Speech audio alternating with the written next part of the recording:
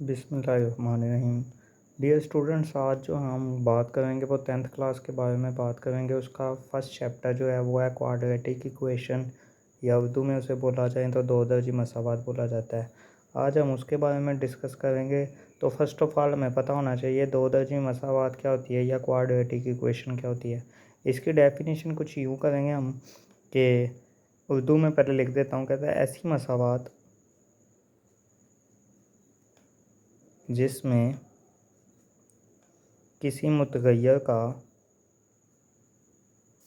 सबसे बड़ा कुव्वतनुमा दो हो, दो दर्जी मसावात कहलाती है। इसी की अगर इंग्लिश में डेफिनेशन की जाए तो इसकी डेफिनेशन कुछ यूँ होगी। An equation in which maximum power of variable is two called as quadratic equation. ठीक है, ये हमारे पास इसकी डेफिनेशन आ गई कि ऐसी मसावात जिसमें किसी मुतगय्यर का सबसे बड़ा कुव्वतनुमा दो हो, दो दर्जी मसावात कहलाती है। जबकि इंग्लिश में बात करें तो इसकी डेफिनेशन होगी an equation whose maximum power of variable is two is called quadratic equation. अब इसको जो है अगर हम अपने बोर्ड पॉइंट ऑफ व्यू से करें तो हमें जो है ना, जब कोई भी क्वेश्चन करना हो तो उसके लिए जो है ना 2 से 3 चीज़ें चाहिए होती हैं। तो पहली चीज़ तो उसकी तारीफ़ लिख दी हमने। सेकंड जो चीज़ है उसको हम लिखते हैं उसकी मियारी शक्ल, या इसको इंग्लिश में बात करें तो इसकी स्टैंडर्ड फॉर्म बोला जाता है। ठीक है, इसकी स्टैंडर्ड फॉर्म या मियारी शक्ल लिखनी है उसके बाद आपने। अब स्टैंडर्ड फॉर्म या मियारी शक्ल तो हम लिख लेते हैं। पहले हमें पता होना चाहिए कि मुतगय्यर या वेरिएबल क्या होता है। मुतगय्यर या वेरिएबल कोई भी ऐसी चीज़ होती है जिसकी हमें वैल्यू ना पता हो। मिसाल के तौर पर एक चीज़ होती है कांस्टेंट और एक चीज़ होती है वेरिएबल। कांस्टेंट होती है कोई चीज़ जिसकी आपको वैल्यू फ़िक्स है। मिसाल के तौर पर मैं कहता हूँ कि मैंने एक बच्चा है, उसको 10 रुपीज़ दिए हैं, तो वो जो 10 रुपये हैं वो आपको पता है कि एक कांस्टेंट वैल्यू है। आपको मालूम है कि 10 रुपये जो है एक कांस्टेंट है। जबकि अगर मैं कहूँ कि उसी दूसरा बच्चा है उसको मैंने x रुपये दिए हैं, ठीक है, और जो है ना वाई डेज़ के बाद मैं उससे जो है ना वो पैसे वापस ले लूँगा, तो ना आपको पता है कि x कितने दिन है और ना आपको पता है कि वाई कितने रुपये हैं या कितने दिन है, तो इसका आपको वैल्यू नहीं पता। अब हमने कहा है कि जो है ना वो क्या है, वेरिएबल की पावर मैक्सिमम 2 हो, तो इसकी स्टैंडर्ड फॉर्म या मियारी शक्ल क्या होती है, वो होती है ax² plus bx plus c is equal है 0। ठीक है, अभी हमने मियारी शक्ल में लिखा है लेकिन असल में ये a b c जो है वो कोई नंबर होते हैं। ठीक है, कोई भी रियल नंबर होते हैं, लेकिन इसमें जो है ना वो एक कंडीशन है कि a is not equals to 0। ठीक है, a बराबर नहीं होना चाहिए 0 के। यानी ये जो है ना MCQs कई दफ़ा जो है ना बोर्ड में आया हुआ है कि जो है ना वो ये इक्वेशन दे देता है और कहता है डिफरेंट ऑप्शंस दे देता है कि आपको a is not equal to 0, b is not equal to 0, a is equal to 0 and b is equals to 0। तो इसमें जो है आपने जो चूज़ करना है वो आपने चूज़ करना है a is not equals to 0। ठीक है, ये आपका जो है मैं 1 नंबर का MCQ board point of view से ये भी आपको डिस्कस कर रहा हूँ। अब यहाँ पे a is not equal to 0 का क्या मकसद होगा, इसका मकसद ये होगा कि जब अगर इस इक्वेशन में जो ax² plus bx plus c is equal है 0, मैं कह रहा हूँ जो हमारे पास में आरी शक्ल है, अगर a 0 हो जाए तो 0 मल्टीप्लाई बाई x 0 हो जाएगा। ठीक है, तो बाकी हमारे पास जो इक्वेशन है वो रह जाएगी bx plus c is equal है 0। अब ये क्वाड्रेटिक इक्वेशन नहीं रहेगी।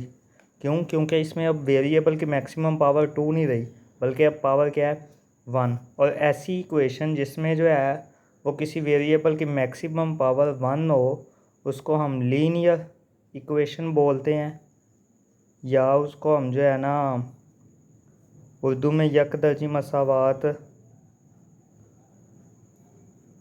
या ख़ती मसावात बोलते हैं।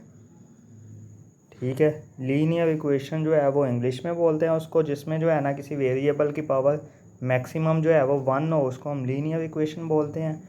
उर्दू में उसे यकदर्जी मसावात या ख़ती मसावात कहते हैं। ठीक है, अच्छा, इसके बाद हम जो है इसकी दो दर्जी मसावात की एग्जांपल मैं सॉरी आपको बताना भूल गया। पहला पॉइंट आपने जो है वो तारीफ़ या डेफिनेशन का लिखना है, दूसरा मियारी शक्ल या स्टैंडर्ड फॉर्म का लिखना है, और तीसरा जो है आपने मिसाल या एग्जांपल देनी है। एग्जांपल आप कोई भी इक्वेशन दे सकते हो जिसमें जो है ना आपके पास कोई भी क्वाड्रेटिक इक्वेशन दे सकते हो जिसमें एक्स स्क्वायर यूज़ होता हो। मिसाल के तौर पर 5x square plus 6x plus 9 is equal है 0 के। इसी तरह x square minus 5x minus 6 is equal है 0 के। तो कोई भी जिसमें एक्स स्क्वायर यूज़ होता हो वो आपके पास आपकी क्वाड्रेटिक इक्वेशन की एग्जांपल हो जाएगी। अगर आप ये तीनों पॉइंट्स लिखते हो तो आपके 2 नंबर जो है वो कंफर्म हो जाएंगे। कोई भी आपको जो है वो डिडक्शन की उसके पास चांसेस नहीं होंगे। इसमें जो है ना डेफिनेशन में ये वाला पार्ट जो है ये मैंने जस्ट आपको समझाने के लिए जो है वो यूज़ किया है। आपने जो है ना सिर्फ करना है डेफिनेशन यहाँ तक इसकी प्योर फॉर्म, और ये जो है एग्जांपल आपने जो है वो कोई भी दे दो। ये मैंने जो है वो आपको जस्ट एक्सप्लेनेशन समझाने के लिए बताया हुआ है। इसी में साथ जो है ना वो बुक में जो है ना वो बॉक्स में लीनियर इक्वेशन या ख़ती मसावात की डेफिनेशन भी ऐसे ही एक्सप्लेन की हुई है। नेक्स्ट जो है वो बात करते हैं हम प्योर खालस दो दर्जी मसावात की, या इंग्लिश में हम इसे जो है प्योर क्वाड्रेटिक इक्वेशन कहते हैं। ठीक है, तो अब हम जो है प्योर या खालिस दो दर्जी मसावात की बात करते हैं। प्योर या खालिस दो दर्जी मसावात क्या होती है? अ क्वाड्रेटिक इक्वेशन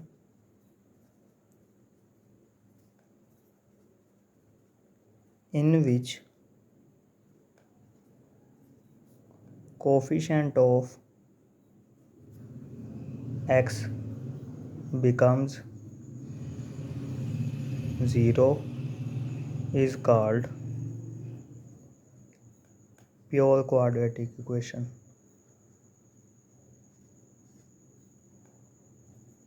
ठीक है, या इसको हम ऐसे अगर उर्दू में लिखना चाहें कि ऐसी दो दर्जी मसावात जिसमें x के का अददी सर 0 के बराबर हो जाए,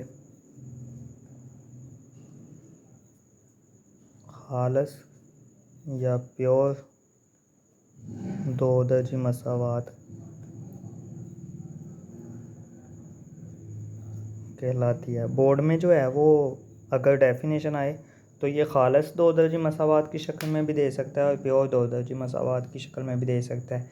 अब मैंने कहा कि एक्स का अददी सार जो है वो अददी सार अब हमें पता होना चाहिए क्या होना चाहिए होता है। अब अददी सार की बात करें तो पहले मैंने आपको जो है वो बताया था कि हमारे पास एक इक्वेशन है ए एक्स के plus b x plus c is equal है 0।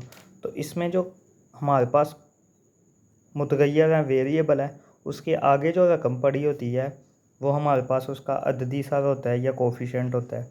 अब इसमें मैंने कहा है कि x का कोफिशिएंट क्या होगा 0 के इक्वल, और 0 के अगर ये इक्वल हो जाए तो 0 मल्टीप्लाई बाई एक्स, तो ये वाली पूरी फॉर्म क्या हो जाएगी 0 हो जाएगी। ठीक है, यानी हमने जो है वो x वाली रकम ख़त्म करनी है। तो इसकी फॉर्म क्या हमारे पास हो जाएगी, जो इसकी जनरल फॉर्म या इसकी मियारी शक्ल होगी क्वाड्रेटिक इक्वेशन की, या इसकी जनरल फॉर्म क्या होगी, वो होगी ए एक्स स्क्वायर, बी एक्स वाली तो ख़त्म हो गई, प्लस सी इज़ इक्वल है 0 के। ठीक है, इसकी एग्जांपल्स भी आप जो है वो